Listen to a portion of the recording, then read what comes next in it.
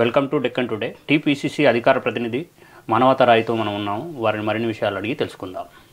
నమస్కారం సార్. నమస్కారం. ఫస్ట్గా మీ కుటుంబ నేపథ్యం, కుటుంబ విషయాలు తెలియజేస్తారు. నేను ఒక మామూలు మధ్యతరగతి దళిత కుటుంబం, ఒక ప్రభుత్వ ఉద్యోగి, గవర్నమెంట్ జూనియర్ కళాశాలలో ఒక క్లర్క్గా పదవి విరమణ చేశారు. నాకు ఇద్దరు అక్కలు, వాళ్ళు కూడా ఉన్నత విద్యావంతులు. తర్వాత నేను ఇట్లా యూనివర్సిటీకి వచ్చి నేపథ్యం చిన్నతనం నుంచి కూడా తరగతి గది నుంచి కూడా క్లాసులో లీడర్గా ఉండేవాడిని. అది 5th క్లాస్ నుంచి నాకు గుర్తెరిగిన దగ్గర నుంచి దాదాపు ప్రతి డిగ్రీ వరకు కూడా పీజీ వరకు కూడా పెద్ద దాంట్లో ఉండేవాడిని. ఎన్ఎస్ఐలో అంటే కాంగ్రెస్ విద్యార్థి విభాగంలో 1998 సంవత్సరంలో పొన్నం ప్రభాకర్ గారు రాష్ట్ర అధ్యక్షుడు ఉన్నప్పుడు ఇదే మీనాక్షి నటరాజన్ గారు జాతీయ అధ్యక్షులుగా ఉన్నారు. వారు ఉన్నప్పుడు నేను ఎన్ఎస్ఐలో ప్రవేశం జరిగింది నా 98లో. ఇక 98 నుంచి అంచెలంచెలుగా ఆ ఎన్ఎస్ఐలో ఎదుర్కొంటూ దాదాపు 2006 సంవత్సరం అంటే యూనివర్సిటీ నేపథ్యం, యూనివర్సిటీలో general secretary, vice president, all university incharge చేసుకుంటా 2000 ఉమ్మడి రాష్ట్రంలో 2006-7 సంవత్సరాల కల్లా రాష్ట్ర ప్రధాన కార్యదర్శి ఉమ్మడి రాష్ట్రంలో. తదనంతరం నాకు పదోన్నతి వచ్చింది. మళ్ళీ యూత్ కాంగ్రెస్లో టాలెంట్ హంట్ అని రాహుల్ గాంధీ గారు పెట్టారు. పెడితే రాష్ట్రం నుంచి ఎంపికైనటువంటి వ్యక్తిని నేను టాలెంట్ హంట్ ద్వారా ఏకంగా నన్ను ఎన్ఎస్ఐ నుంచి యూత్ కాంగ్రెస్ రాష్ట్ర కార్యదర్శిని చేశారు. హైదరాబాద్ ఇన్ఛార్జ్, మహబూబ్ నగర్ ఇన్ఛార్జ్ పనిచేసిన. ఆ తర్వాత వచ్చిన పదోన్నతి నాకు, నేను మళ్ళీ యూత్ కాంగ్రెస్ ప్రధాన కార్యదర్శి, రాష్ట్ర ప్రధాన కార్యదర్శి అయినా. నేను ప్రధాన కార్యదర్శి అయితే ఇప్పుడున్నటువంటి రాజ్యసభ సభ్యులు అనిల్ కుమార్ యాదవ్ గారు వారు కార్యదర్శిగా ఎంపికయ్యారు. తర్వాత ముఖేష్ గౌడ్ గారు కొడుకు విక్రమ్ గౌడ్ గారు వారు కార్యదర్శిగా ఎంపికయ్యారు. ఒక సామాన్యుడు, నేను ఒక సామాన్యుడికి అందలం ఎక్కించింది. పార్టీ పరంగా బాగానే ఉంది. తర్వాత ఉమ్మడి రాష్ట్రంలోనే బొత్స గారు, అప్పుడు తెలంగాణ రాష్ట్ర ఉద్యమం జరుగుతుంది, దాంట్లో క్రియాశీలంగా పాల్గొన్న. ఓయూ జేఏసీలో ఉన్నాం. ఆమరణ దీక్ష, తొలి ఆమరణ దీక్ష నాదే. అప్పుడే రేవంత్ రెడ్డి గారు పరిచయం అయింది, వారు వచ్చారు. తెలుగుదేశం సభ్యుడిగా ఎమ్మెల్యేగా వచ్చారు అక్కడికి. ఆ తర్వాత పాదయాత్ర చేసిన. నాదంటూ ఒక పాత్ర, క్రియాశీలకమైన పాత్ర ప్రతి ఉద్యమంలో, తెలంగాణ ఉద్యమంలో ఉంది. అట్లా అయిన తర్వాత ఉమ్మడి రాష్ట్రంలో బొత్స గారి దగ్గర పార్టీలో వచ్చేసిన, జాయింట్ సెక్రటరీగా నియామకమైన. ఇక తెలంగాణ వచ్చిన తర్వాత పొన్నాల గారు నాయకత్వంలో వారు పీసీసీ అధ్యక్షుడైనప్పుడు అధికార ప్రతినిధిగా అక్టోబర్ 2వ తారీఖు 2014 నియామకమై అది ఈ నిరంతర సుదీర్ఘంగా కొనసాగుతుంది. ఎందుకంటే ప్రతి టీవీ డిబేట్లలో కాంగ్రెస్ పార్టీ 14లో ఓడిపోతే ఎవరు వచ్చిన వాళ్ళు లేరు, గాంధీభవన్ మెట్లు ఎక్కిన వాళ్ళు లేరు. 14 నుంచి పార్టీ అధికారంలోకి వస్తుందని ప్రతి టీవీలో డిబేట్లో అప్పుడే 16-17 యూట్యూబ్లో వస్తే యూట్యూబ్లో ఇంటర్వ్యూలు అన్నీ చేసినాం. కష్టపడ్డాం. నిరుద్యోగ జేఏసీని స్థాపించినాం. దానికి చైర్మన్గా కొనసాగి అసలు కేసీఆర్ ప్రభుత్వం పైన ఎన్ని పోరాటాలు చేసినా తెలియదు. నాంపల్లి కోర్టుకు పోతే 4th కోర్టు అనేది ఓయూ కోర్టు అంటారు దాన్ని. ఆ కోర్టుకు పోతే మానవతరాయ్ పేరే ఎక్కువ వినపడుతుంది ఆ కోర్టులో. అంటే బంట్ రోజు పిలుస్తారు కదా, మానవతరాయ్ అని నెలలో కనీసం వారం రోజులు మారమవుతుంది. అందరూ ఆశ్చర్యపోతారు. జడ్జిలకు కూడా జాలనిపించింది నా మీద. ఆ విధంగా కష్టపడిన తర్వాత 18లో టికెట్ రావాలి నాకు. పొత్తులో భాగంగా సత్తుపల్లి టికెట్ అనేది సండ్ర వెంకటేశ్వర టీడీపీకి పోయింది. అప్పుడు ఆయన గన్పూర్ నియోజకవర్గం నుంచి నా పేరు పరిశీలనకు వచ్చింది, ఇద్దాం అనుకున్నారు. చివరి నిమిషంలో ఇక నోటి దాకా వచ్చింది, చేజారిపోయింది. సరే, నేను కూడా బాధపడలేదు. ఇప్పుడు చేసినట్టే పెద్ద ఉద్యమాలు చేసినాం ఢిల్లీలో. ఆ రోజు 18లో ఓయోకి ఇవ్వాలి, పక్క పార్టీ వాళ్ళు ఇచ్చారు, మన పార్టీ న్యాయం చేయాలని చెప్పి పోరాటాలు చేస్తే అప్పుడు ఉన్నటువంటి ప్రెసిడెంట్ గారు ఉత్తమ్ కుమార్ రెడ్డి గారు, ఇన్ఛార్జ్ కుంతియా గారు కర్ణాటక భవన్, ఢిల్లీలో కర్ణాటక భవన్ పిలిపించి నీకు న్యాయం చేస్తాం అని చెప్పి ఒక ప్రధాన కార్యదర్శి పదవి, కీలకమైన పదవి ఇచ్చారు. సంతృప్తి. తర్వాత ఆ పదవి కొనసాగిన తర్వాత ఉత్తమ్ కుమార్ రెడ్డి పదవి కాలం అయిన తర్వాత అప్పుడు అధికారం రాలేదు, మళ్ళీ పోరాటం స్టార్ట్ అయింది. ఇక రేవంత్ రెడ్డి గారు నాయకత్వం అయితేనే పార్టీ అధికారంలోకి వస్తుంది, పీసీసీ ఆయన కావాలని బయటకు వచ్చి కొట్లాడిన వ్యక్తుల్లో మొట్టమొదటి వ్యక్తి మానవతరాయ్, ప్రధాన కార్యదర్శిగా ఉండి కూడా కొట్లాడిన తర్వాత మంచిగానే రేవంత్ రెడ్డి గారిని అధిష్టానం ఆశీర్వదించింది. వారు అధ్యక్షులయ్యారు. వారు అధ్యక్షులైన తర్వాత రేవంత్ రెడ్డి లాంటి నాయకుడే ముఖ్యమంత్రి అని మొదట మాట్లాడిన వ్యక్తి మానవతరాయ్. సరే, నాకు టికెట్ వస్తుంది అనుకున్నాం. ఎందుకంటే కాగా కేసీఆర్ రాష్ట్రంలో ప్రతి పార్టీ కూడా విద్యార్థి నాయకులను గుర్తించింది, ఓయూ నేపథ్యం ఉన్నవాడిని. కాబట్టి ఓయూ నుంచి టికెట్ వస్తే మానవతరాయ్కే వస్తుంది. ప్లస్ గ్రౌండ్ హైదరాబాద్లో ఉండొద్దు, మీరు క్షేత్రస్థాయిలో పోవాలంటే సత్తుపల్లి నియోజకవర్గం హైదరాబాద్ నిలబెట్టి 2 సంవత్సరాలు సత్తుపల్లిలోనే ఉన్నా. నేను పుట్టిన గడ్డే అది. ఉండి 14,000 గడపలు తిన్న హాస్ జోడు. ఇంకేంది, అన్నిట్లో సర్వేలో ఉన్న అన్నింటిలో టికెట్ నాదే అనుకున్నా. కానీ చివరి నిమిషంలో మరి అది రేపు నామినేషన్లు అనగా ఈరోజు ప్రకటించారు. వేరే అభ్యర్థిని పేరు కొత్తగా అప్పుడే టీఆర్ఎస్ నుంచి వచ్చినటువంటి ఆయన భార్యకు ఇచ్చారు టికెట్. అక్కడ నేను ఆవేదన చెందిన. నన్ను ఎవరు మాట్లాడలేదు, పిలవలేదు, తలవలేదు, అసలు ఎవరు మాట్లాడారు. ఇంత కష్టపడితే అసలు పార్టీ కోసం నా రక్త మాంసాలు దారబోస్తే నా భార్య ఉద్యోగాన్ని కూడా వేధింపులకు గురైన. నేను ఎట్లా మానవతర ఆర్థికంగా ఎట్లా ఉందంటే ఆయన భార్యకి వస్తున్నాయి 50,000 60,000 వస్తున్నాయి, ఆడ ఆర్థిక మూలాలు దెబ్బ కొట్టాలని దెబ్బ కొట్టారు. అయినా నేను లొంగలే, అవసరమైతే పార్టీ కోసం పనిచేస్తాను, అంత నిక్కచ్చిగా ఉన్నా. తీరా చూసారు టికెట్ ఇవ్వకపోతే కనీసం బుజ్జగించాలి కదా, బుజ్జగించకపోయేసరికి ఆ బాధలో రాజీనామా చేసి ఇంట్లో 3 రోజులు కూర్చుంటే మరి ఏం చేయాలి, నాకు ప్లేస్ లేదు, కాంగ్రెస్లో లేదు, గెలిచినా ఓడినా అక్కడ ప్లేస్ లేదు, ఆ నియోజకవర్గంలో తిరగలేను. కాబట్టి ఏం చేయాలి అట్లాంటి పరిస్థితుల్లో అప్పుడున్నటువంటి మరి హరీష్ రావు గారు, కేటీఆర్ గారు, వర్ధిరాజు రవిచంద్ర గారు వీళ్ళు ఆడుండి ఏం చేస్తారా, నీకు న్యాయం చేస్తాం, చైర్మన్ ఇస్తాం అనేసరికి ఆ కోపంలో ఆవేదనలో పార్టీ మారిపోయారు. అందరు చేసిన పని నేను పెద్ద అది తప్పు కాదు, ఇంకోటి కాదు, నాకు ఇక్కడ ఇన్ని రోజులు కష్టపడ్డా ఇక్కడ అవకాశం రాలే. ఇప్పుడు మీరు కూడా ఏం చేస్తారు, ఈ ఛానల్లో చూసిన తర్వాత మీకన్నా ఎవరైనా తక్కువ అని తీసుకొచ్చి మీకన్నా ఎక్కువ పొజిషన్ ఇస్తే ఎట్లా అనిపిస్తుంది మీకు, వెంటనే ఇది కాబట్టి ఇంకో ఛానల్ అనుకుంటా. అట్లనే నేను అనుకున్నా. తర్వాత ఎలక్షన్ జరిగినాయి నాకున్న నమ్మకం చాలామందికి లేదు. లాస్ట్ ఇంటర్వ్యూ డిబేటు ఆ ఏబిఎన్ ఆంధ్రజ్యోతిలో వెంకటకృష్ణ గారితో, మాదే అధికారం, అక్కడ బీఆర్ఎస్ వాళ్ళు ఎంత అవహేళన చేసినా చూడండి మేమే అధికారంలోకి వస్తామని 10 రోజుల ముందు చెప్పిన, ఇది నాకు టికెట్ అనౌన్స్ కావాల్సింది అని చెప్పిన. అంత నమ్మకం నాకున్న, కనీసం నా మీద అధిష్టానం నాకు ఇస్తే 50,000తో గెలిచేవాడిని. జెండా అప్పుడు ఏమన్నారు, జెండా పట్టిన కార్యకర్తలకే టిక్కెట్లు, పారాషూట్లకు లేవు అని అంటే మేము నమ్మినాం, వెళ్ళిపోయినాం. మీకు టికెట్ రాకపోవడానికి మీ రాజకీయ గురువే అని. మా రాజకీయ గురువు ఎవరు? రాజకీయ గురువు ఉత్తమ్ కుమార్ రెడ్డి గారు. అట్లేం లేదు, అట్లా అవన్నీ అంటే ఇక 1,00,000 కారణాలు ఉన్నాయి, ఒక్కళ్ళు కాదు, ఇద్దరు గారు అనేక కారణాలు ఉన్నాయి. ఇప్పుడు అవన్నీ తలుసుకోవటం కూడా ప్రయోజనం లేదు. భవిష్యత్తు ఏందనేది మళ్ళా ఎదుర్కోవాలి. వేరే వాళ్ళు అయితే అసలు మనం మొండి వాళ్ళం కాబట్టి, నాయకత్వం ఉంది కాబట్టి ఉన్నాం, బతికి బట్టగట్టుకెళ్ళినాం. వేరే వాళ్ళు అయితే మానసికంగా దెబ్బతినే వాళ్ళే, వేరే రకాల ప్రయత్నాలు చేసేవాళ్ళే. కానీ 10 మందికి ఆదర్శంగా ఉండాలి కాబట్టి, ఎందుకంటే మాకు వ్యాపారాలు లేవు, ఇంకోట్లు పొద్దున్న లేగితే ప్రజా సమస్యలు, ఒక తెల్ల బట్టలు ఏదో ఒకటి వేసుకోవాలి, వెళ్ళిపోవాలి, ఏడ మూమెంట్ ఉంటే అడిగిపోయేది. ఇప్పుడున్న పరిస్థితులలో ఎమ్మెల్సీ ఏమన్నా నేను అంత ఆశపడట్లేదు. నేను పదవులు అవి వస్తే ఇప్పుడు ఇంతవరకు నేను నాకు జనరల్ సెక్రటరీ 2వ సారి వచ్చింది. నేను సత్తుపల్లిలో ఉంటే నా దగ్గరికి వచ్చింది పదవి. నా కష్టం ఉంది ఇప్పటికి కూడా. నేను మళ్ళీ పార్టీ మారి చేరింది కూడా సంవత్సరం దగ్గరికి వచ్చింది. ఈ సంవత్సరం నుంచి మానవతరాయి ఖాళీకి లేడు. ప్రతి మీలాంటి డిబేట్ ఛానల్ పిలిస్తే పార్టీ గొంతుకై మాట్లాడటం, పార్టీ వాయిస్ని పెట్టడం, తర్వాత నిరుద్యోగ కృతజ్ఞత సభను ఓయూలో ప్రభుత్వం అధికారంలో ఉన్నప్పుడు ఓయూలో సభ పెట్టాలంటే ఆశామాషి కాదు, పెట్టినాం. మంచి జరుగుతుందని మంచి అని చెప్పినాం. నిరుద్యోగులకు 55,143 ఉద్యోగాలు ఇచ్చింది రాష్ట్ర ప్రభుత్వం. లీకులు లేకుండా, అవినీతి లేకుండా, పారదర్శకంగా, వేగవంతంగా కొలువులు ఇచ్చింది గొప్ప అని చెప్పినాం. అట్లా మళ్ళీ పడేటప్పుడు ఏదో ఒక రోజు తప్పకుండా వస్తుంది అని ఆశావాహంగా ముందుకు పోతున్నాం. అది ఇప్పుడే నాకు ఎమ్మెల్సీ కావాలి, ఎంపీ కావాలని అట్లాంటి ఆశలేం లేవు. వాటి స్థాయి మనకున్నది, అవి వచ్చే టైంకి వస్తాయి, తొందర ఎందుకు. ఎస్ఎల్బీసీలో బీఆర్ఎస్ రాజకీయం చేస్తుంది. అప్పట్లో కాంగ్రెస్ చేసినట్టే ఇప్పటికల్లా కంప్లీట్ అయ్యేది అని అంటున్నారు. ఇప్పుడు ఎస్ఎల్బీసీ తప్పు ఎవరిది, బీఆర్ఎస్దా కాంగ్రెస్దా ఎవరిది? 100కి బీఆర్ఎస్ పార్టీ తప్పు, ప్రభుత్వం అనేది. బీఆర్ఎస్ ప్రభుత్వం అధికారంలో ఉన్న 10 ఏళ్ళు కూడా ఈ దక్షిణ తెలంగాణలో ఉన్న పాలమూరు రంగారెడ్డి ఎస్ఎల్బీసీని నిర్లక్ష్యం చేసింది. అసలు ఎస్ఎల్బీసీ ప్రాజెక్టుకి రూపకల్పన చేసిందే కాంగ్రెస్ ప్రభుత్వాలు ఉన్నప్పుడే పనులు వేగవంతంగా పూర్తయినాయి.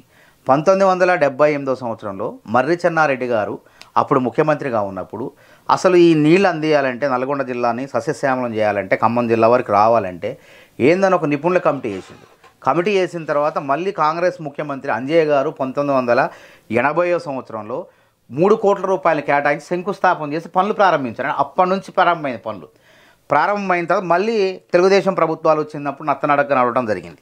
దాన్ని అంత పట్టించుకోలేదు. ఆ క్రమంలో మళ్ళీ 2004లో కాంగ్రెస్ ప్రభుత్వం వచ్చిన తర్వాత 2005 సంవత్సరంలో రాజశేఖర రెడ్డి గారి నేతృత్వంలో దాని నిధులు కేటాయించడం, దానికి ఒక రూపకల్పన చేయడం, మళ్ళీ ఆగిపోయిన పనులను ప్రారంభించే చికిత్స చేసే ప్రయత్నం చేశారు. దాని ద్వారా 2007లో పనులు ప్రారంభమైనవి. ఎక్కడి దాకా వచ్చినాయి?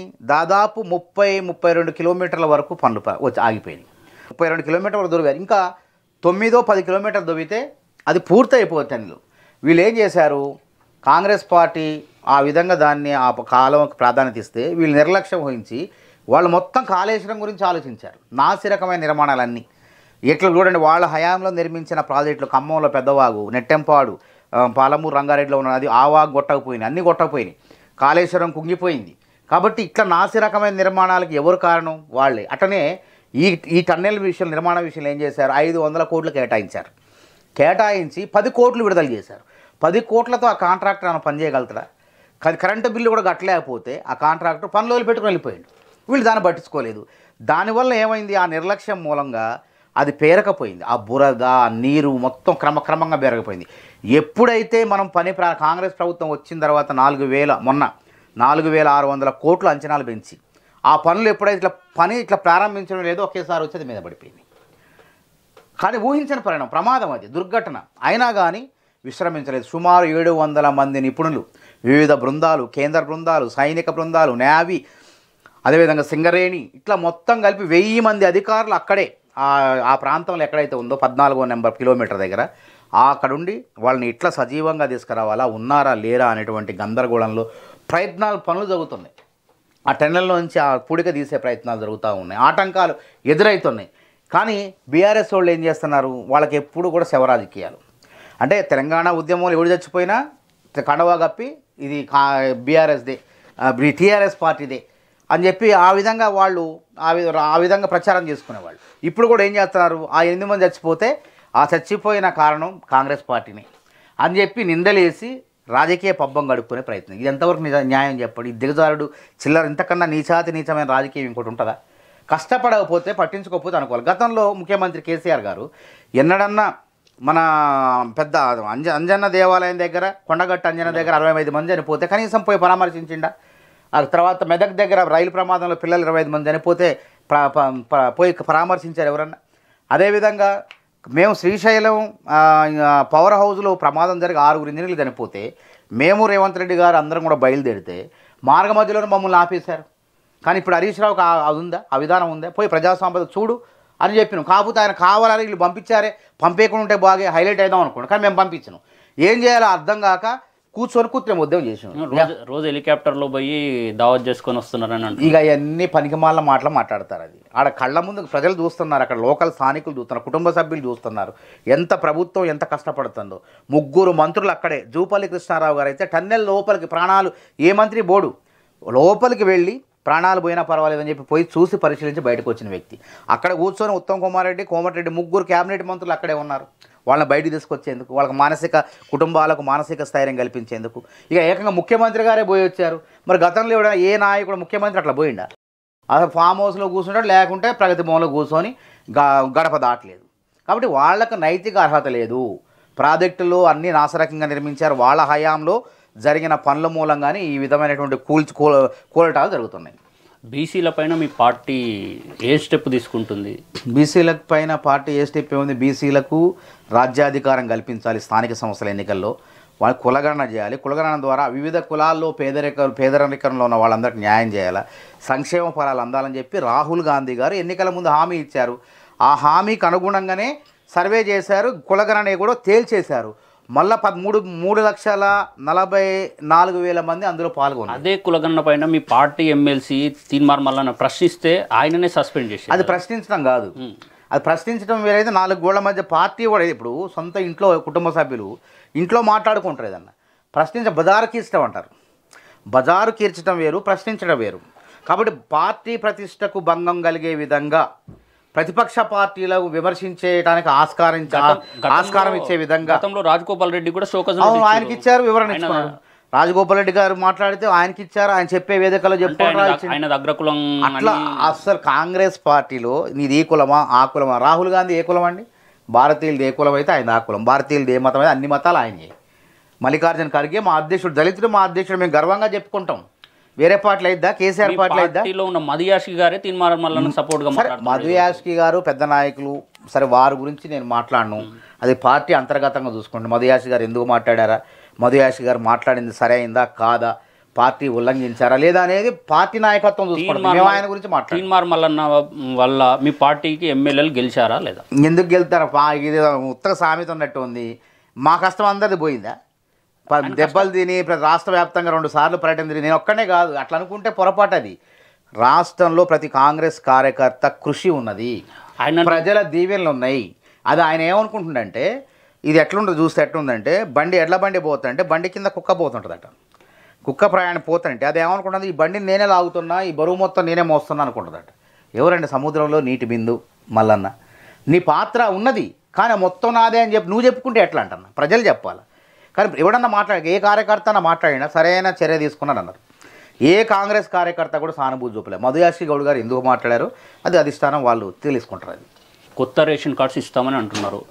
అప్పుడా అని చెప్పి ఇంచుమించు ఒక 6 months ఇంకా గడిపిస్తూనే ఉన్నారు. ఉగాదికైనా ఇచ్చే ఉద్దేశం ఉందా లేదా అని ప్రతిపక్షాలు. తప్పకుండా కొత్త రేషన్ కార్డులు గతంలో 2017 తర్వాత రాలేదు. కొత్త రేషన్ కార్డుగా పేర్లు నమోదు ఎక్కువ మంది 18 లక్షల మంది వస్తే 18 లక్షల్లో కొత్త రేషన్ కార్డుల కోసం దరఖాస్తు చేసుకున్న వాళ్ళ సంఖ్య మా అంటే 2 లక్షలు ఉంది. మిగతా వాళ్ళందరూ కుటుంబ సభ్యుల పేర్లు, పెళ్ళైన వాళ్ళు, వాళ్ళ పేరు, అమ్మాయిల పేర్లు భర్త పక్కన చేర్చాలి, కుటుంబంలో చేర్చాలని చెప్పి ఈ ప్రతిపాదనలు ఉన్నాయి. తప్పకుండా అది కార్యక్రమం అమలవుతుంది. మొత్తం దాని డేటా ఆపరేట్ అవుతుంది. మొత్తం దాని డిజిటల్ కార్డులు కూడా ఇచ్చే ప్రయత్నం జరుగుతుంది. తొందరలో సాధ్యమైన ఉగాది లోపే ఆ కార్యక్రమాన్ని మేము ప్రారంభిస్తాం. స్థానిక సంస్థల ఎలక్షన్స్ గురించి మీరు బీసీ రిజర్వేషన్ ఎంతవరకు? అదే దాని స్థానిక సంస్థలే బీసీ మనం వాస్తవాలు మాట్లాడుకోవాలా. మేము 42% రిజర్వేషన్లు ఇవ్వడానికి చిత్తశుద్ధి క్యాబినెట్ మీటింగ్ ఉంది. క్యాబినెట్లో ఆమోదం తెలిపి అసెంబ్లీలో పెట్టి తీర్మానం చేసి ఢిల్లీ పంపాలా. దాన్ని ఎవరు చట్టబద్ధం చేయాలా? ఇప్పుడు తమిళనాడులో 69% రిజర్వేషన్లు ఉన్నాయి. అన్ని రిజర్వేషన్లు సుప్రీంకోర్టు ఏం చెప్పింది? 50% మించి రిజర్వేషన్లు ఇవ్వద్దు అని చెప్పింది. ఆ సుప్రీంకోర్టు తీర్పు ఉల్లంఘించకుండా ఈ రిజర్వేషన్లు అమలు కావాలంటే దీన్ని రాజ్యాంగంలో మరి 9th షెడ్యూల్లో చేర్చాలి. అంటే పార్లమెంట్లో మరి తీర్మానం చేయాలి, ఆమోదం చేయాలి. పార్లమెంట్లో కూడా చట్టం చేయాలి. చేస్తే కానీ చెల్లుబాటు కాదు. కాబట్టి మేము రాష్ట్ర వ్యాప్తంగా కాంగ్రెస్ ప్రభుత్వం, కాంగ్రెస్ పార్టీ తరఫున మా రాహుల్ గాంధీ గారి నాయకత్వంలో పార్లమెంట్లో ఇది ప్రవేశపెడతాం. దాన్ని ఆమోదించి రాజ్యాంగబద్ధం చేయాల్సిన బాధ్యత బీజేపీ మీద ఆధారపడి ఉంది. కాబట్టి మేము బీసీలకు రాజకీయం కాదు, బీసీలకు న్యాయం చేసే విషయంలో, వాళ్ళకు రాజ్యాధికారం కల్పించే విషయంలో బీజేపీ పార్టీ కూడా కలిసి రావాలి. అన్ని పార్టీ, బీజేపీ కాదు అన్ని పార్టీలు కలిసి రావాలి. తమిళనాడులో కూడా అప్పుడు జయలలిత గారు ఉన్నప్పుడు ఆమె ప్రతిపక్ష నాయకురాలుగా ఉంటే ఆమె వెళ్ళి అక్కడ అందరి నాయకత్వంతో మాట్లాడి పార్లమెంట్లో ఆమోదింపు చేసుకొని ఆ రాష్ట్రంలో బీసీల కోసం అన్ని పార్టీలు ఒకటే. కాబట్టి ఈ రాష్ట్రంలో కూడా జరగాలని చెప్పి నేను మనస్ఫూర్తిగా కోరుకుంటాను. ప్రభుత్వ వ్యతిరేకత ఉంది. ఇప్పుడు ఎమ్మెల్సీ సీట్లు కూడా కోల్పోవడం జరిగింది. వ్యతిరేకత ఉంది అని అంటున్నారు. ఎమ్మెల్సీ సీట్లు కూడా బీజేపీ ఖాతాలోకి వచ్చినాయి. దానిపైన ఇప్పుడు ఎమ్మెల్సీ సీటుకి కోల్పోవటానికి ఈ ప్రభుత్వం వ్యతిరేకత సంబంధం లేదు. అట్లంటే బీఆర్ఎస్ పార్టీ అధికారంలో ఉన్నప్పుడు కాంగ్రెస్ పార్టీ ఆడ జీవన్ రెడ్డి గారు గెలిచారు. మరి తర్వాత 2018లో కూడా మరి బీఆర్ఎస్ పార్టీ అధికారం వచ్చిందా రాలేదా? మరి అప్పుడు ప్రభుత్వ వ్యతిరేకత ఉందా? ఓటేషన్లు అందరూ చదువుకున్న అట్లా కాదు, చదువుకున్న వాళ్ళది నిర్ణయితం కాదు. అక్కడ అభ్యర్థిని బట్టి కూడా ఉంటుంది. ఇప్పుడు నరేందర్ రెడ్డి అంజిరెడ్డిని పోల్చుకున్నప్పుడు 5,000 ఓట్లు 4,900 ఓట్లు వచ్చినాయి. అంజిరెడ్డి అని వ్యక్తిగతంగా కూడా చూస్తారు. అక్కడ పార్టీయే కాదు, ఆడ వ్యక్తిగతంగా చూస్తారు. ప్రసన్న హరికృష్ణ కూడా ఉన్నాడు. ఓట్లు చీలిపోయినాయి ప్రసన్న హరికృష్ణకి. ప్రసన్న హరికృష్ణ లేకపోతే కాంగ్రెస్ అభ్యర్థి విజయం. కాబట్టి అక్కడ పట్టభద్రులు కాబట్టి వాళ్ళు ఎంపిక చేసుకునే ఆలోచన వాళ్ళకు ఉంటుంది. కాబట్టి కాంగ్రెస్ పార్టీ మద్దతు ఇచ్చిన ఆ మద్దతు అనేది బీజేపీ పార్టీ కన్నా ఆ అంజిరెడ్డి అనేటువంటి వ్యక్తి మీద కొంత మంచి జరిగింది మంచి అభిప్రాయం ఉంది. అట్లా గెలిచారు. తర్వాత ఏమైంది? ఇంకోటి ఉదాహరణ చూడండి. ఇప్పుడు దాన్ని కొలమానంగా తీసుకొని వ్యతిరేకత ఎట్లా అనుకుంటాం మనం? మేము అప్పుడు జీవన్ రెడ్డి గారు గెలిచారు. అప్పుడు ఇక్కడ వచ్చేసి రామచంద్రరావు గారు 14 నుంచి 21 వరకు బీజేపీ హైదరాబాదు, రంగారెడ్డి, మహబూబాద్కి ఎమ్మెల్సీగా గ్రాడ్యుయేట్ ఎమ్మెల్సీ గెలిచిండు. మరి ఆ తర్వాత ఆ పార్టీ అడ్రస్ వచ్చిందా? 14లో 5 స్థానాలు ఉంటే 18కి వస్తారు ఒకటే స్థానం అయింది, ఎమ్మెల్యే స్థానం. ఎమ్మెల్యేగా ఒకటే గెలిచారు వాళ్ళు. ఇప్పుడు మళ్ళీ 8 గెలిచారు. అంటే ఇది కొలమానం కాదు. ఈ గ్రాడ్యుయేట్స్, ఈ పట్టభద్రులు, ఉపాధ్యాయ ఎన్నిక అనేది కొలమానం కాదు. ఎప్పుడు కొలమానం, ఏది కొలమానం అవుతుంది? రేపు జరగబోయే స్థానిక సంస్థల ఎన్నికలు కొలమానం. అందులో క్షేత్రస్థాయిలో ఉంటాయి కాబట్టి సర్పంచ్లు ఎంతమంది? ఇప్పుడు ఎంపీ జెడ్పీటీసీలు నాకు తెలిసి 513. స్థానిక సర్పంచ్లది పార్టీ సింబల్ మీద నడవదు కదా. అట్లనే సర్పంచ్ల సానుభూతి మద్దతు ఉంటుంది కదా. మద్దతు అంటే ఇక కాంగ్రెస్ పార్టీ మద్దతు అభ్యర్థి గెలిచినట్టే కదా. మీ సోషల్ మీడియా అకౌంట్లోనే పోల్ పెట్టిరు, ఫామ్ హౌస్ పాలన కావాలన్నా ప్రజాపాలన కావాలన్నా. అప్పుడు ఫామ్ హౌస్ పాలన వచ్చింది, వ్యతిరేకత కదా. ఈ సోషల్ మీడియా అది ఎవరు పెట్టారో ఏందో ఈ సోషల్ మీడియాతో మంత్రాలకు చింతకాయలు రావు, ఈ సోషల్ మీడియాతో ఓట్లు రావు. ఎందుకు చెప్తానంటే మొన్న హర్యానాలో జరిగిన ఎన్నికల్లో ఒక నటుడు, ముస్లిం అని పేరు ఏదో ఉంది, ముస్లిమే సంథింగ్, ముస్లిమో ఎవరు తెలియదు, ఆయనకి లక్షలాది మంది సోషల్ మీడియాలో అభిమానులు లక్షలాది మంది ఉన్నారు. ఆయన తీరా ఓట్లు వస్తే 250 ఓట్లు వచ్చినాయి. మరి దానికి ఏమనాలి మనం? ఈ సోషల్ మీడియా అనేది అది మెరిసే లాంటిది. అంటే మెరిసేదంతా బంగారం కాదు, మెరుస్తుంది అంతే. అది తలక్కుమని నిలిచి వెళ్ళిపోతుంది. దాన్ని చూసి మనం మోసపోతే ఎట్లా? అట్లంటే మరి బీఆర్ఎస్ పార్టీ గెలిచిద్దని చెప్పి సోషల్ మీడియాలో ప్రచారం చేశాను. గెలిచిందా? కాంగ్రెస్ గెలిచింది. కాబట్టి ఆ సోషల్ మీడియా అనేది ప్రమాణం కాదు, కొలమానం కాదు. రేపు జరగబోయే స్థానిక జెడ్పీటీసీలు ఉన్నాయి, పార్టీ సింబల్ మీద జరిగేది. ఎంపీటీసీలు ఉన్నాయి, 12,671 పంచాయతీలు ఉంటే అందులో సర్పంచులు ఏ పార్టీ మద్దతుతో గెలిచారు? తర్వాత 513 జెడ్పీటీసీలు ఉన్నారు. ఎంతమందికి ఎన్ని జెడ్పీటీసీలు వచ్చినాయి, కాంగ్రెస్కి ఎన్ని వచ్చినాయి, బీఆర్ఎస్కి ఎన్ని, అట్లా కొలమానం ఉంటుంది. దాన్ని పరిగణలోకి తీసుకోవాలి. కాంగ్రెస్ పార్టీ ఓడిపోతుందని భయంతోనే ఎలక్షన్స్ లేట్ చేస్తుందని బీఆర్ఎస్ లేట్ కాదు, ఏదైనా కాంగ్రెస్ పార్టీ చేసి సమగ్రంగా చేయాలి. బీసీలకు న్యాయం చేస్తాం, వాళ్ళకి బీసీలని మున్సిపల్ చైర్మన్ చేస్తాం, బీసీలని జడ్పీ చైర్మన్ చేస్తాం, బీసీలని జడ్పీటీసీలను చేస్తాం, ఎంపీటీసీలను చేయాలనే ఉద్దేశంతోనే చట్టబద్ధత కోసం ఒక రూపకల్పన చేస్తున్నాం. ఇది కావాలని చేసింది కాదు. రాహుల్ గాంధీ గారి ఆలోచన మేరకు, కాంగ్రెస్ పార్టీ నిర్ణయం మేరకు ఇది జరుగుతుంది. రేపో మాపో అది చట్టబద్ధమైన తర్వాత తప్పకుండా ఎన్నికలకు పోతాం. మేము కేసీఆర్ పైన మీ ఒపీనియన్? కేసీఆర్ ఇంకా ఆయన మార్పు రాలేదు, ఫామ్ హౌస్లోనే ఉంటాడు. అది మంచిది కాదు. ప్రధాన ప్రతిపక్ష నాయకుడు నిర్మాణాత్మక ప్రతిపక్షంగా వ్యవహరించాలి. అరే ఒక ఖమ్మంలో వరదలు వచ్చిందంటే రారు, బయటికి రారు. టన్నెల్ ఎస్ఎల్బీసీ టన్నెల్ అంటే కనీసం పోయి అడుగు. ప్రతిపక్షంలో అప్పుడంటే ముఖ్యమంత్రి కాబట్టి తీరకలేదు, ఇప్పుడు ప్రతిపక్ష నాయకుడే ఖాళీనే కదా. ఆ టన్నెల్కి పోయి అక్కడ నిల్చొని పెద్ద మనుషులకు సూచన సలహాలు చేయొచ్చు కదా. చేయకపోవడం అంటే ఎంత చూస్తుంటే ఎట్టుందంటే ఆయన వ్యవహార శైలి మొత్తం కూడా ఇదేదో రోమ్ నగరం తగలబడుతుంటే నీరో చక్రవర్తి కనుక పిడేలు వాయించుకున్నట్టు. ఏ ప్రధాన ప్రతిపక్ష నాయకుడు కేసీఆర్ గారు కూడా ఇంత జరుగుతుంటే రాష్ట్రంలో అసెంబ్లీకి రారు, ప్రజల సమస్యలను పోయి పట్టించుకోరు, ప్రజలకు ఏదైనా అయితే పోయి పరామర్శించరు. ఈ విధంగా ఆయన మరి ఎందుకు ఆ విధంగా చేస్తాడో ఇది ప్రజాస్వామ్యాన్ని నిజంగా కించపరిచినట్టే ఒక రకంగా. ప్రతిపక్ష నాయకుడు, ప్రభుత్వం అంటే ఏంది, అధికార పక్షం ప్రతిపక్షం రెండు కలిస్తేనే ప్రభుత్వం. మరి దాన్ని విస్మరించారు వారు. కాబట్టి మరి ఎందుకు ఆ విధంగా వ్యవహరిస్తున్నారు అంటే ఓటమి భయంతోనో బాధతోనో ఇంకా బయటకు రాలేకపోతున్నారా, ఇంకా తేరుకోలేదా, అది వారే సమాధానం చెప్పాలి. వారు బయటకు వస్తే కానీ మనకు తెలియదు. రియాలిటీ రంగంలో జీరో అయ్యిందని చెప్పి గవర్నమెంటే ఒప్పుకుంటుంది. దాన్ని ఎంతవరకు రియాలిటీ రంగం అంటే కొనుగోలు సబ్ రిజిస్టార్ ఆఫీసులో కొనుగోలు దగ్గర అది ప్రజల దగ్గర ఉంటుంది. అది ఆలోచన. ఇప్పుడు ఏంటంటే కొంత ఈ హైడ్రా వచ్చిన తర్వాత ఏమైంది, జనాల్లో చైతన్యం వచ్చింది. ఏ ల్యాండ్ కొనాలా, ఎక్కడ కొనాలా, ఏ అపార్ట్మెంట్ కొనాలా, ఒకవేళ చెరువు శిఖంలో కట్టిన కొంటే మోసపోతామని ఒక చైతన్యం వచ్చింది. ఒక మంచి జరిగింది. కానీ కొనుగోలు అనేది ఒక నెలలో ఎక్కువ ఉంటుంది, ఒక నెల తక్కువ ఉంటుంది. ప్రజల దాన్ని బట్టి ఉండగా దానివల్ల కాంగ్రెస్ పార్టీ వల్లే వచ్చింది. బీఆర్ఎస్ పార్టీ ఉన్నప్పుడు అట్లయింది. హైదరాబాద్ బ్రాండ్ ఇమేజ్ మేమే కారణం అని ఎవడైతే చెప్పుకుంటే అది ఉత్తమాట. హైదరాబాద్ బ్రాండ్ ఇమేజ్ కారణం ఎవరూ కాదు, ఇక్కడ సహసిద్ధమైన వాతావరణం. ఇలా మేమున్నా హైదరాబాద్ బ్రాండ్ ఇమేజ్ పెరుగుతూనే ఉంటుంది. రేపు ఇంకెవరన్నా వచ్చినా హైదరాబాద్ బ్రాండ్ ఇమేజ్ పెరిగేదే కానీ తరిగేది కాదు. ఎవరు అసలు కారకుడు పోయిండు, ఎవరు హైదరాబాద్ నగరాన్ని నిర్మించింది? కుతుబ్షాహీలు. అసలు ఆయన ఈ హైదరాబాద్ నగర సుందర భాగ్యనగర నిర్మాత ఆయన. తర్వాత ఆసఫ్ జాహీలు వచ్చారు, వాళ్ళంతా పోయి ఎవడో మధ్యలో వచ్చారు నడమంత్రం సరి 4 రోజులు అంటే వాడు వీడు చెప్పుకుంటాడు. ఇది సరైన పద్ధతి కాదు. బీజేపీ నుంచి మహేశ్వర్ రెడ్డి గారు అతి త్వరలో సీఎం మార్పు ఉంటుంది తెలంగాణలోని మన సంచలన ప్రకటన చేశారు. ఇప్పుడు మహేశ్వర్ రెడ్డి గారు చిలక జోషిని చెప్పుకుంటే బాగుండు, రోడ్ల మీద కూర్చొని. ఆయన ఎమ్మెల్యే పదవి ఇచ్చి నిర్మాణాత్మక ప్రతిపక్షంగా వ్యవహరించమంటే చిల్లర మాటలు మాట్లాడతాడు. ఈ చిలక జోషం మాటలు ఎందుకు అంటున్నా, దానివల్ల ఏమొస్తుంది అంటున్నా. నేను అంటున్నా ముఖ్యమంత్రి రేవంత్ రెడ్డి ఈ 5 ఏళ్ళు ఆయనే ఉంటాడు. అవసరమైతే అవకాశం ఇస్తే ఇంకో 10 ఏళ్ళు ఉంటాడు, ఇంకో 5 ఏళ్ళు ఉంటాడు. సోనియా గాంధీ గారు, రాహుల్ గాంధీ అవకాశం. సీనియర్లు సపోర్ట్ చేస్తలేరని అధిష్టానం ఆశీస్సులు ఉండాలి మనకి. మల్లికార్జున్ ఖర్గే, సోనియా గాంధీ, రాహుల్ గాంధీ, ప్రియాంక గాంధీ ఆశీస్సులు ఉంటే ఇంకా 5 ఏళ్ళు కూడా కొనసాగొచ్చు. కానీ నిజంగా కిషన్ రెడ్డిని రేపే మారుస్తున్నారు చూడండి. 2 నెలల్లో 3 నెలల్లో మారుస్తారు. మారేది రేవంత్ రెడ్డి కాదు, కిషన్ రెడ్డి పదవి పోతున్నాడు. అది గుర్తుపెట్టుకోండి. అధ్యక్ష పదవి పోతుంది, ఇంకెవరికో ఇవ్వబోతున్నారు. దాని గురించి మాట్లాడండి. ఫస్ట్ నీవు కాంగ్రెస్ పార్టీపై ఏళ్ళు చూపితే నీ పార్టీ వైపు 4 ఏళ్ళు చూపిస్తాను. వచ్చే 5 సంవత్సరాల్లో బీజేపీ అధికారంలోకి వస్తుందని. ఇక్కడ అంత సీన్ లేదు.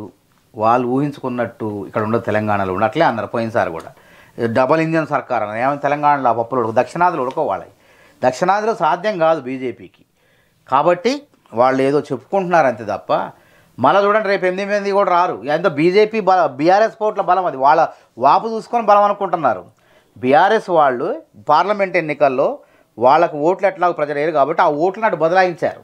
అట్లా 8 స్థానాలు వచ్చినాయి అంతే. కాబట్టి వాళ్ళ సొంత బలం కాదు అది. మొన్న ఎమ్మెల్సీలు కూడా అంతే కదా. 2వ ప్రాధాన్యత ఒకటి ఎవడిపోయింది, హరికృష్ణది అటేశారు. బీజేపీ కాంగ్రెస్కి వేయలే. కాబట్టి అది రహస్యంగా వాళ్ళ మైత్రి కొనసాగుతుంది. ఆ కుట్రలో భాగంగా ఇదంతా జరుగుతుంది. కాబట్టి ప్రత్యామ్నాయం కావాలంటే, అధికారంలో రావాలంటే ఏం చేయాలి ఫస్ట్ వాళ్ళు? నేను ఒకటే చెప్తున్నా, మంచి చెప్తున్నా. రేవంత్ రెడ్డి గారు ముఖ్యమంత్రి గారు ఈ రాష్ట్రానికి మూసి పునరుజ్జీవనం చేయాలన్నా, మెట్రో ఫేజ్ 2 కానీ నిధులు అవసరం కావాలి. అదేవిధంగా రీజనల్ రింగ్ రోడ్డు డబ్బులు అవసరం కావాలి. రాష్ట్రానికి పన్నుల రూపంలో రావాల్సిన ఆదాయం వాళ్ళు ఇవ్వట్లేదు. 1,63,000 కోట్ల రూపాయలు అవసరం కేంద్రం నుంచి. నిజంగా మీకు అధికారం కావాలి, కనీసం రేపు ప్రతిపక్షంలోనే ఉండాలి అని అంటే అందులో 50,000 55,000 కోట్లు తీసుకురాని తెలంగాణకి. తెలంగాణకు నయా పైసా ఇయ్యరు. గత బడ్జెట్లో ఒక రూపాయి ఇయ్యలేదు. ఈ బడ్జెట్లో కూడా రూపాయి లేదు. కిషన్ రెడ్డి దాని మీద సవాల్కు సిద్ధం. ఏం సవాల్? ఏం సిద్ధం అన్నాడు? పక్క రాష్ట్రం, అదే మేము సవాల్ విసురుతున్నాం కదా, కళ్ళ ముందు కనపడుతుంది. ఇంకా సవాల్ ఎందుకు? ఇది పక్క రాష్ట్రంకి వాళ్ళ మిత్రపక్షాలు ఉన్నట్టు చంద్రబాబు పవన్ కళ్యాణ్ ఉంటే గత బడ్జెట్లో 15,000 కోట్ల రూపాయలు ఇచ్చారు. అది చాలదన్నట్టు ఈ బడ్జెట్లో ఏం చేశారు? మన పోలవరం ప్రాజెక్టుకు 5,000 కోట్ల రూపాయలు ఇచ్చారు. విశాఖ ఉక్కు స్టీల్కి 3,500 కోట్లు ఇచ్చారు. ఏం తెలంగాణ ఏం పాపం చేసింది? తెలంగాణలో నువ్వు పాలమూరు రంగారెడ్డికి ఇవ్వకూడదా? అదేవిధంగా ఎస్ఎల్బీసీ టన్నెల్ నిర్మాణానికి ఆడ ప్రాజెక్టుకి అది ఇవ్వకూడదా? అది ఇంక ఎన్ని ప్రాజెక్టులు ఉన్నాయి? వాటన్నికి ఎందుకు సహకారం అందించట్లేదు? అంటే సౌతి తల్లి ప్రేమ చూపిస్తున్నారు. అంటే ఇక్కడ డబ్బులు ఇస్తే కాంగ్రెస్కి పేరు వస్తుందని చిల్లర రాజకీయం ఇది. నిజంగా రాష్ట్రం మీద ప్రేమ ఉన్నోడు, కేంద్ర మంత్రి అయినోళ్ళు ఏదో రకంగా ఈ రాష్ట్రం అభివృద్ధి చెందాలి, మా పాత్ర ఎంత తీసుకురావాలి. అది గిరిజన యూనివర్సిటీ పక్క రాష్ట్రంలో విభజన చట్టంలో ఉంది. అది 2014 విభజన చట్టంలో ఉంటే అక్కడ క్లాసులు ప్రారంభమై 2 బ్యాచ్లు బయటికి పోయినాయి. ఇంతవరకు ఇక్కడ అతి లేదు గతి లేదు. బయ్యారం ఉక్కు ఫ్యాక్టరీ 2008లోనే మొత్తం సర్వేలు జరిగి ఇక్కడ నాణ్యమైన ఉక్కు 100 ఏళ్లకు పైగా ఉంది, ముడి సరుకు ఉందని చెప్పారు. అక్కడ ఫ్యాక్టరీ ప్రారంభిస్తే అద్భుతంగా ఇప్పటికి ప్రారంభమై ఎంతోమందికి లక్షలాది మందికి ఉద్యోగ ఉపాధి అవకాశాలు వచ్చేది. అట్లాంటి ఫ్యాక్టరీని పక్కన పడేయటం కోసం గుజరాత్లో, అసలు ఎక్కడ గుజరాత్ ఎక్కడ తెలంగాణ, గుజరాత్లో ముడి సరుకు లేకపోతే ఛత్తీస్గఢ్ గనులను తీసుకుపోయి దానికి అక్కడ కేటాయించారు. అంటే వాళ్ళ రాష్ట్రాల అభివృద్ధి చెందాలి. ఆ గనులని ఒకవేళ నువ్వు ఫీజిబిలిటీ లేవు అంటున్నావు, మరి ఆ ఛత్తీస్గఢ్ కానీ తెలంగాణ దగ్గర లేకపోతే గుజరాత్ దగ్గర? తెలంగాణ దగ్గర కాబట్టి తెలంగాణ బయ్యారానికి కేటాయించాలి. ఆ గనులు కేటాయించకుండా వాళ్ళ స్వార్థం కోసం అక్కడ తరలించకపోయారు. మరి అట్లాంటి వాళ్ళకి ఇక్కడ తెలంగాణ ప్రజలు ఓటేస్తారా చెప్పండి? తెలంగాణ రాష్ట్రాన్ని తప్పుపట్టారు మోడీ గారు. ఇప్పుడు లేనంత 8 సీట్లు వచ్చినాయి కదా, ఓటేస్తారు. అదేగా వాళ్ళ బలం కాదు కదా, అది వాళ్ళ బలం కాదు. వాళ్ళది ఎప్పుడు కూడా 5, 6, 7. ఈసారి గై కూడా రావు, అది గుర్తుపెట్టుకోండి. ఎప్పుడు నిధులు ఇస్తే ప్రజలు ఆలోచన చేస్తారు. అది కూడా రైల్వే కోచ్ ఫ్యాక్టరీ ఇది పంజాబ్ తరలించారు. మళ్ళీ కొట్లాడడం కాంగ్రెస్ ఎంపీలు, తర్వాత కాంగ్రెస్ నాయకత్వం రేవంత్ రెడ్డి గారు, వరంగల్లో కాంగ్రెస్ నాయకులు అందరూ కొట్లాడంగా ఏదో కాగితాల మీద ఇచ్చారు. పసుపు బోర్డు కూడా ఏం చేశారు? పసుపు బోర్డు కూడా పెద్ద పోరాటాలు జరిగితే అది అనేది సుగంధ ద్రవ్యాల బోర్డు అని పెట్టారు. మళ్ళీ దాని మీద కూడా విమర్శలు వచ్చేసరికి మా పరువు బోర్డు అని చెప్పి మళ్ళీ పసుపు బోర్డు ఏదో ఇచ్చినట్టు ఉందాడ. అది ఇంకా కార్యకలాపాలు స్టార్ట్ కాలే. కార్యకలాపాలు ప్రారంభమైనప్పుడు అప్పుడు ప్రజలు ఆలోచిస్తారు, మీకు ఓట్లు వేయాలా, గెలిపియాలా, ఓడించాలా, లేకుంటే ఆ 8 స్థానాలు పీకి మళ్ళీ ఒక స్థానానికి పరిమితం చేయాలా అనేది ప్రజలు ఆలోచిస్తారు. బీసీలకు రాజ్యాధికారం అంటే సర్పంచ్, ఎంపీటీసీ, జెడ్పీటీసీలనా, ఎమ్మెల్యేలు, ఎమ్మెల్సీలు కూడా అది కూడా చేస్తుంది కాంగ్రెస్ పార్టీ.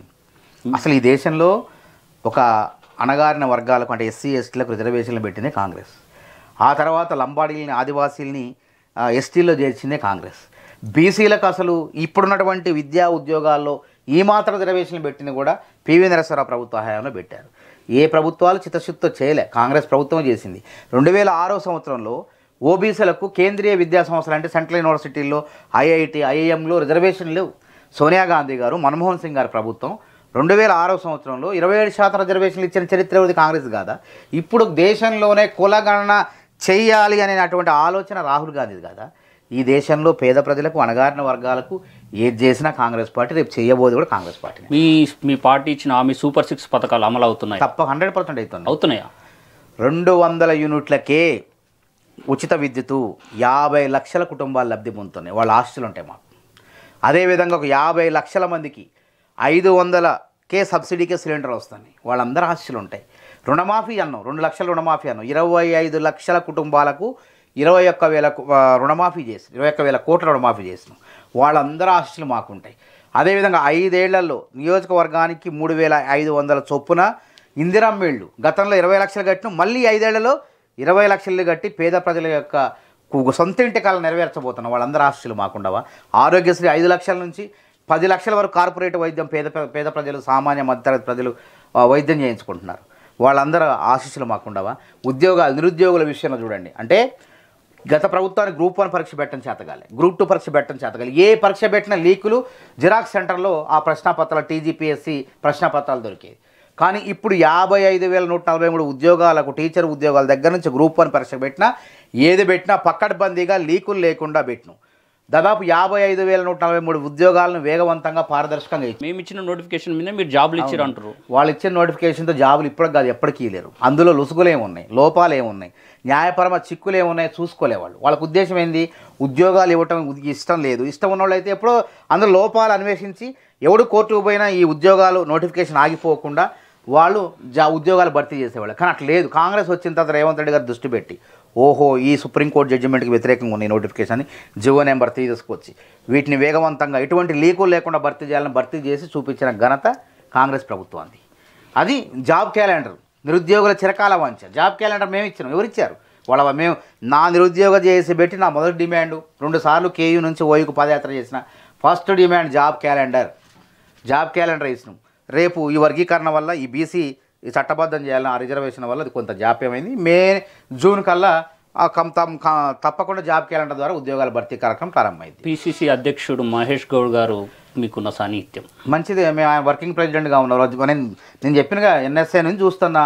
ఆయన కూడా ఎన్ఎస్ఏ నుంచి వచ్చినటువంటి నేపథ్యం. 23 సంవత్సరాలుగా పార్టీలో ఉన్నాం. మేము వారి వర్కింగ్ ప్రెసిడెంట్ కూడా నేను ప్రధాన కార్యదర్శిగా పనిచేసినాం. వారి దగ్గరగా పనిచేసినాం. సంతోషపడుతున్నాం. మహేష్ కుమార్ గౌడ్ లాంటి కింది స్థాయి వ్యక్తికి, అంటే మాలాగా పనిచేసిన వ్యక్తికి పార్టీ ఎమ్మెల్సీ ఇచ్చింది. ఎమ్మెల్సీ ఇవ్వటమే కాకుండా పార్టీ అధ్యక్ష పదవి ఇచ్చింది. గత ప్రభుత్వంలో జర్నలిస్టుల సమస్యలు ఒకటి కూడా పరిష్కారం కాలేదు. రేవంత్ రెడ్డి గారు స్వయంగా జర్నలిస్టుల సమస్యలు పరిష్కరిస్తామని చెప్పారు.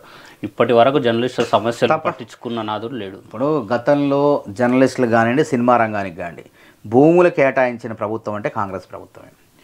మొన్న కూడా సుప్రీంకోర్టు జడ్జిమెంట్ క్లియర్ అయిన తర్వాత ఎప్పుడో పాత జర్నలిస్టులకు కేటాయిస్తే మళ్ళీ సుప్రీంకోర్టు ఆపేసింది. మేము ఎప్పుడు కూడా చేయటానికి సిద్ధంగా ఉండే ప్రభుత్వం కాంగ్రెస్ ప్రభుత్వం.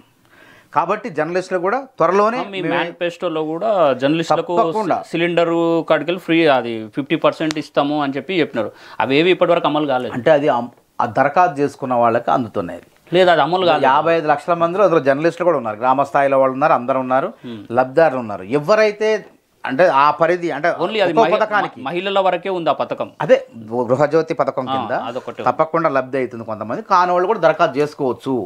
ప్రధానంగా ఏంది జర్నలిస్ట్కి ఇచ్చింది వాళ్ళకి స్థలాలు, ఇళ్ల స్థలాలు ముఖ్యం. అది కూడా తప్పకుండా జిల్లాల వరకు ఒక లెక్క నడుస్తుంది. హైదరాబాద్లో ఉన్న హైదరాబాద్లో ఉన్న జర్నలిస్టులకు ఏ ప్రభుత్వం కూడా ఇప్పటి వరకు వాళ్ళ సమస్యలు తీర్చట్లేదు. జర్నలిస్ట్ కాలనీ ఇచ్చిందే కాంగ్రెస్. ఎప్పుడో యాదగిరి గారు ఇప్పుడు జర్నలిస్ట్ వాళ్ళకి ఇచ్చారు.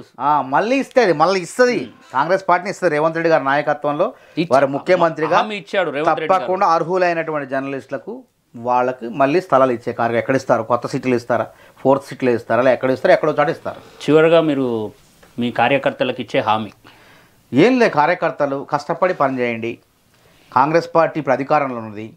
అధికారంలో మనం ఎన్నో చేస్తున్నాం. గత ప్రభుత్వం కన్నా అవినీతి 14 నెలల్లో అవినీతి లేదు. అవినీతి లేకుండా పారదర్శకంగా సంక్షేమ పథకాలు అమలు చేస్తున్నాం. నేను ఇందాక చెప్పిన లెక్క దాదాపు 50 లక్షల మంది గృహజ్యోతి పథకం ద్వారా 200 యూనిట్లకు ఉచిత విద్యుత్తు, సుమారు 50 లక్షల మందికి 500కే సబ్సిడీ సిలిండరు, 25 లక్షల మందికి రుణమాఫీ, 21,000 కోట్లు మనం ఇచ్చినాం. ఒక 2 మిగిలిపోతే వాళ్ళ అసంతృప్తి ఉంటే దగ్గర నాయకత్వాన్ని తీసుకుపోయి అది పరిష్కరించండి. ప్రభుత్వం చేసే కార్యక్రమాలను విస్తృతంగా ప్రజల్లోకి తీసుకుపోండి. అధికారం లేనప్పుడు ఏ విధంగా కొట్లాడమో మనం ఇప్పుడు కనీసం నోటి ద్వారా మనం చేసే కార్యక్రమాలు చెప్పండి అని చెప్పి మా కాంగ్రెస్ కార్యకర్తలకు వాళ్ళకు నేను తెలియజేస్తాను మీ ద్వారా.